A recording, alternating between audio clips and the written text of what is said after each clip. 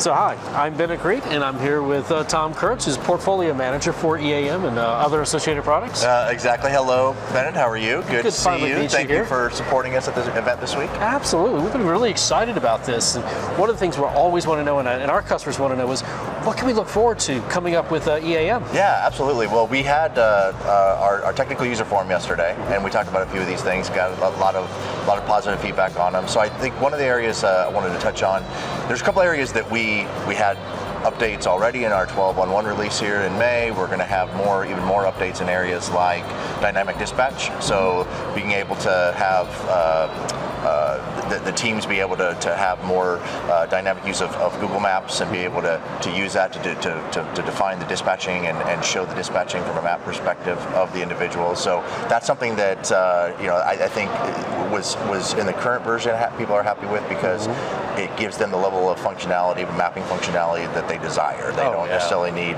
more than that. They're able to do that. We want to be able to continue to grow on that. So a second area, we talked a lot about this yesterday as well in our forum, is around approval workflow. How do we continue to make that even better? We did a lot of that in 12.1.1. We're going to continue to be doing that in looking towards our November release and being able to continue to build off of the approval functionality that really got a lot of questions. I think it was one of those things, it was maybe an hour session and 30 minutes of content and 30 minutes of questions. So people are definitely interested in that topic as well.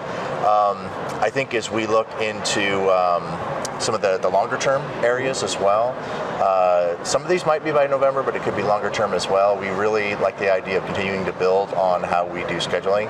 So multi-day scheduling, being able to have more flexibility in how you schedule somebody over a course of many days, and how we would do better search.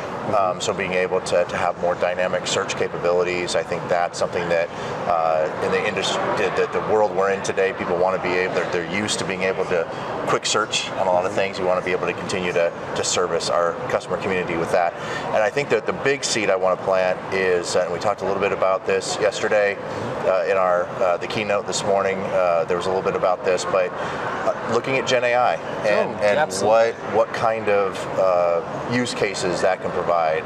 And not a lot of detail on that yet, little teaser, but a lot of activity going on in that area. So definitely look forward to that, and a lot to come in that area. That's exciting. The AI thing is very exciting. It is. Well, and I'm a firm believer that Gen AI is one of those very highly discussed topics. AI in general, machine learning, but Gen AI in the last probably year and a half.